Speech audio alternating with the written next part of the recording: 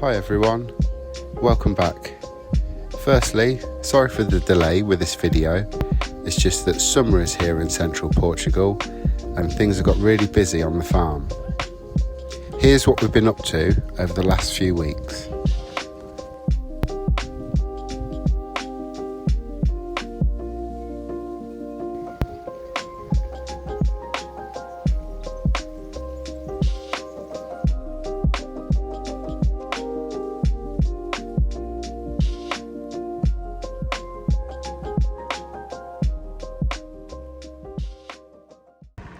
Hi, I hope you can hear me okay over all the machinery because there's a digger next door and Jeff's out with the lawnmower. But I thought I'd take this opportunity to hop on and give you a bit of an update on where things are at with our veggie garden, which as you can see has been completely overgrown. We had a couple of weeks of strangely cold weather for May, and then all of a sudden it went from that to like the mid-30s, like overnight. And everything's just shot up like crazy. So I'm going to try and make space from all this weeds, see where we're at with everything, and I'll take you along with me. So the plan was to get a bit more space around the garlic, but I've just seen literally that must have just happened this past week. It's all began to bolt already. Now we were hoping we weren't going to harvest that for about another 2 or 3 weeks, but we're going to have to take that out now anyway. So I think I'm just going to turn over all of this section and then pull it all out as I go. And fingers crossed we get a few all right. There goes a dog. A few all right garlics out of this.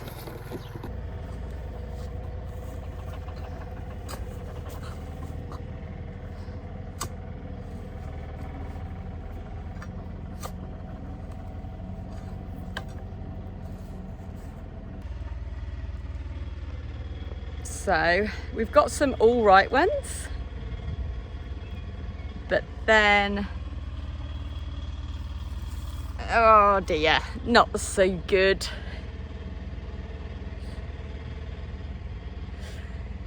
But it's all a learning curve. They started off great back in the winter, but I think the sudden swift rise in temperature over the springtime and then another fluctuation of temperature in May has not done them too well, but it's a learning curve, and we are definitely going to have to look at some way of creating more shading for them for the springtime for next year. Again, if anyone has any advice on growing garlic in Central Portugal, I would be really grateful for any comments below. But yeah, any ways that we can improve our harvest next season. So here we go, our first ever garlic harvest in Portugal. Varying degrees of success, I would say. I mean, all in all, they are pretty small. Our strawberries are doing well now, although we are going to be covering these with a netting either today or tomorrow because the cheeky chickens keep stealing them. And then fingers crossed, the potato beds are looking good.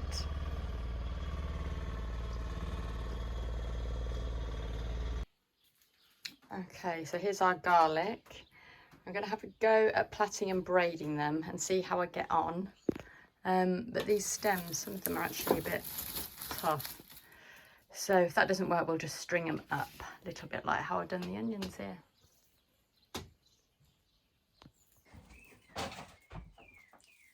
Okay, so I got on a little bit better braiding the little ones because their stems are just so flimsy and thin.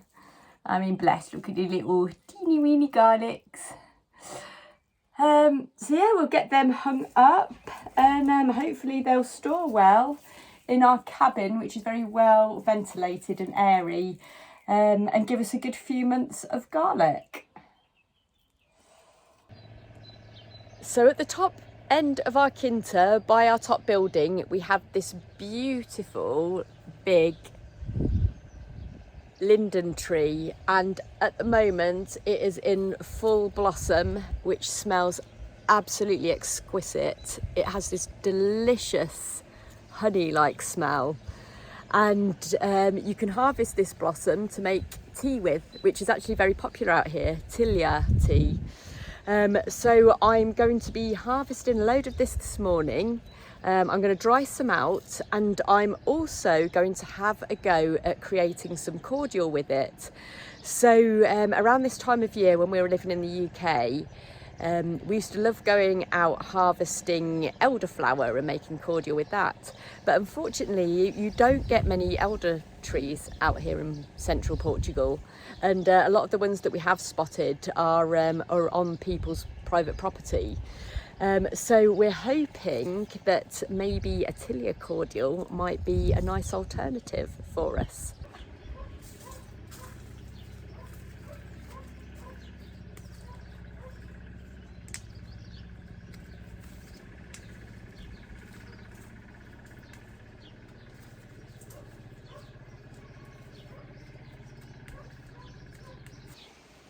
So now I've come to the other side of the tree, and the flowers on this side, I think they've only got about another day or two before they'll frazzle in the sun. So I'm going to pick as many more from this side as I can, fill my basket, and get to work at preparing them to dry and turn into a tasty cordial. So all these lovely sweet smelling Tilia flowers. Tilia is renowned for its calming and relaxing benefits. It's a nice alternative to chamomile as an evening drink. So I'm looking forward to brewing some of these up in my teapot now.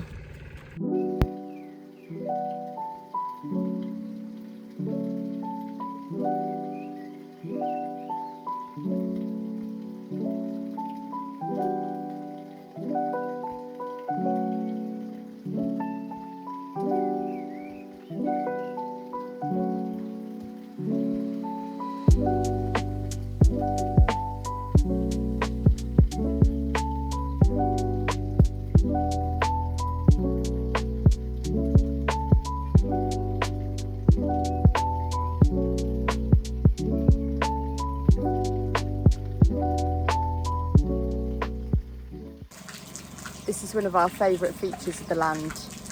We have fresh spring water coming out here. It was originally purposed as an agricultural tank, and it feeds into our irrigation system that goes through our veggie garden. But this time of year we repurpose it as a natural pool.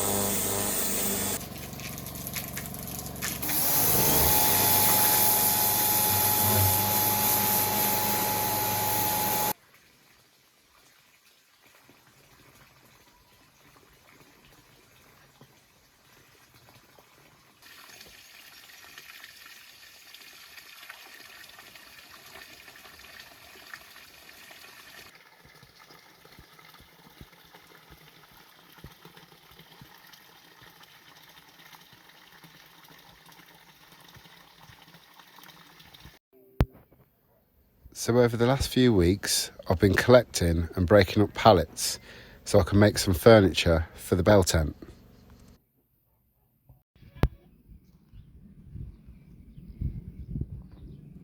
First of all, I've made this little kitchen unit.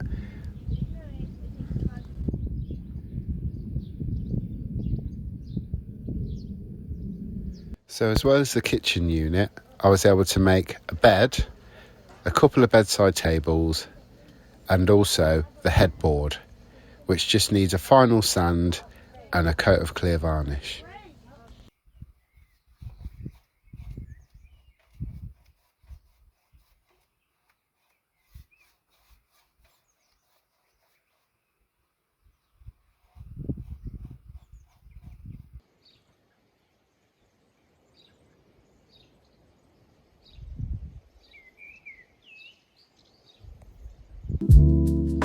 And there you go, the bell tent all done.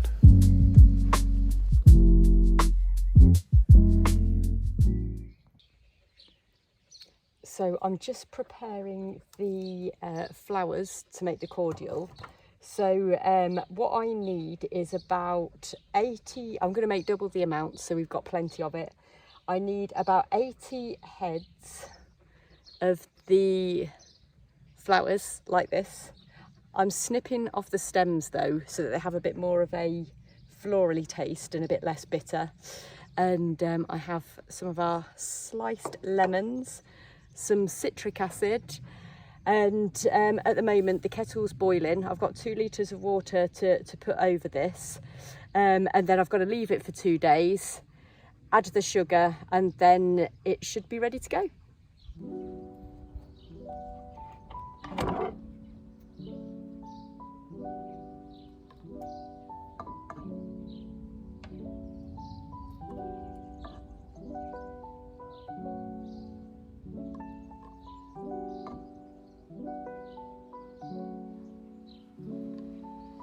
So I'll pop this lemon in.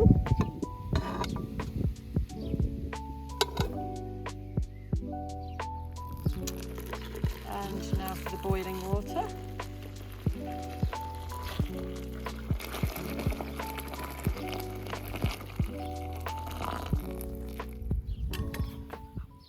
So I'm going to find somewhere cool to leave this for the next 48 hours, and then it should be ready to add the sugar and bottle up.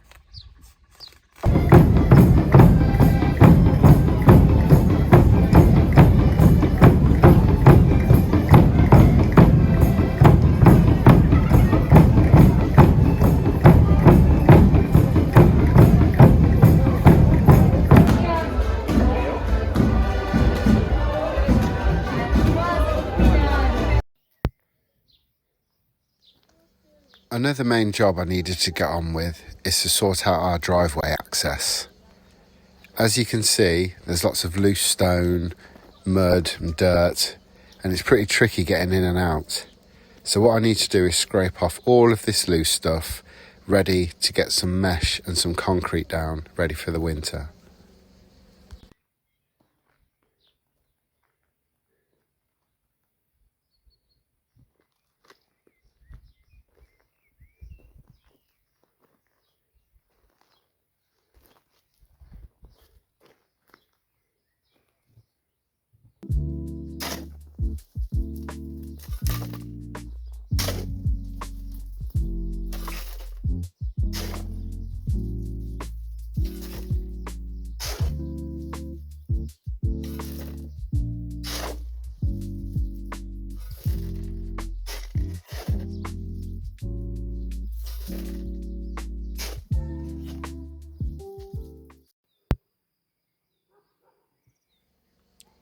Here's a little update on the grapevines we planted earlier in the year.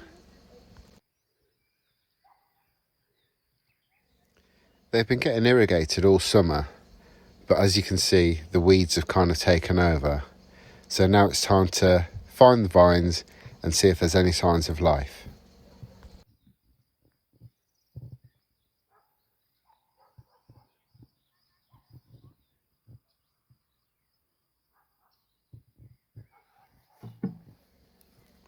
Initially, things weren't looking great.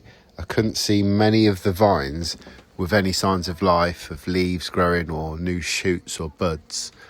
But then, the more I looked, the more I started to find. I must admit, quite a few didn't look good. No signs of life, no buds, no shoots, no leaves. But then, I started to find some that have taken, that were producing new leaves and new buds.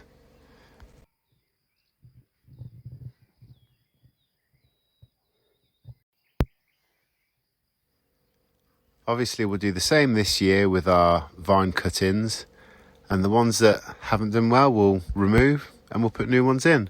So it's a bit of an ongoing process. We'll keep you updated.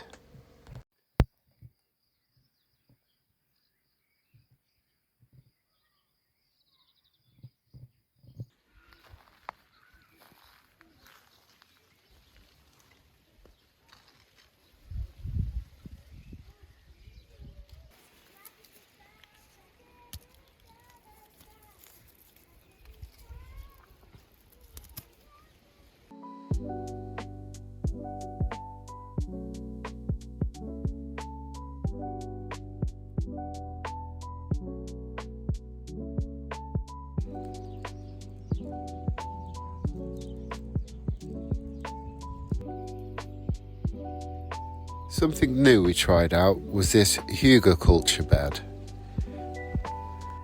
It involves putting down cardboard, then logs, then branches, then some green matter, then some soil, then some compost. Then it was just a case of getting some fresh plugs in and then giving it a good water and seeing how it went over the summer. Another addition was the shade netting we put behind for our tomatoes and peppers. It didn't take long for the seeds to start sprouting. As you can see now, everything's growing really nicely, and we're even starting to see signs of melons, tomatoes and courgettes. I've came out this morning and seen that the apricots on our tree have suddenly ripened, and it feels like they've just gone overnight. And this tree hasn't fruited in years apparently, so we're very excited about them. Some of the fruit is looking rather spotty, I'll show you in a moment, so I don't know if there's some sort of fungus on the tree, but we have been informed by a neighbour that quite a lot of the other people who've got apricots in the tree in the region are having the same issue this year. So we don't know what that's all about at this point, but yeah, I better get to work getting these picked.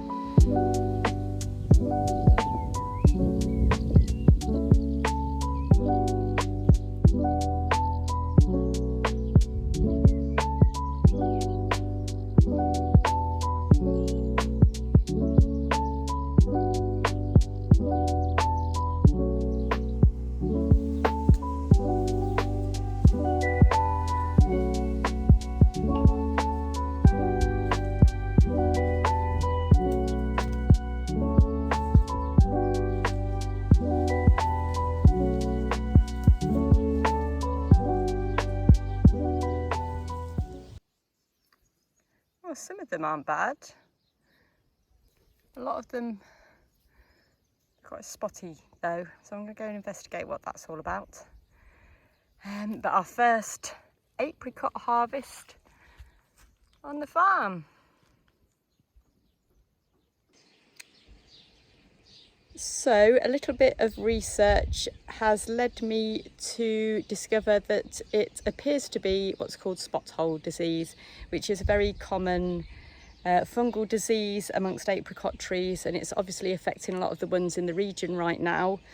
But it's a very good sign that it has actually fruited this year after it hasn't done for a few years, and we did give it a good prune back in the beginning of the springtime, so hopefully that's what helped it fruit this year.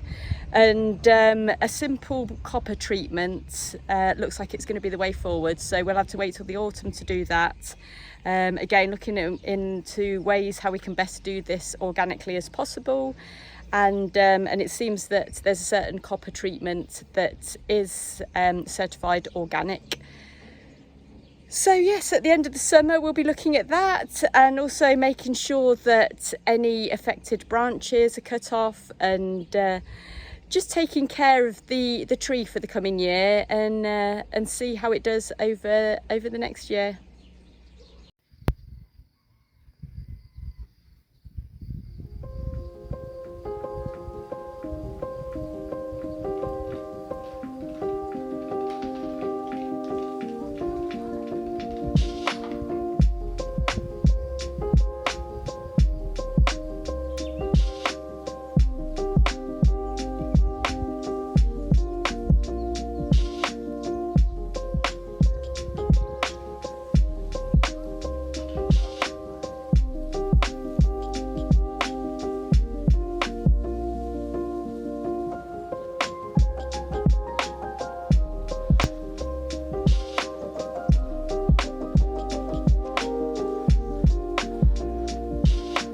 Thanks for watching. Stay tuned for more exciting updates in our next video. Bye!